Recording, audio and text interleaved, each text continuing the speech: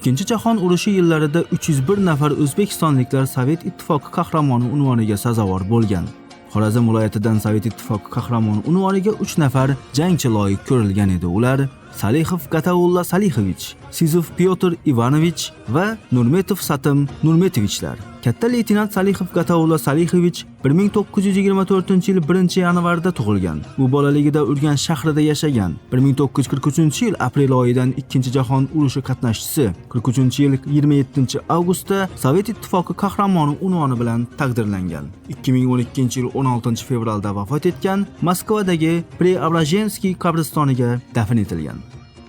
Gvardiya kapitani Sizov Pyotr Ivanovich 1909-yilda tug'ilgan. Yoshligida Pitnakda istiqomat qilgan. 1942-yilning martida armiya safiga chaqirilgan. 1945-yil 24-martda qahramon unvoni bilan taqdirlangan.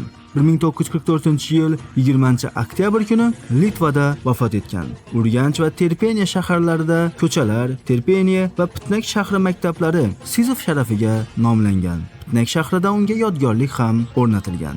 Serjant Nurmetov Satim Nurmetovich 1925-yil 15-iyunda Xiva shahrida tug'ilgan.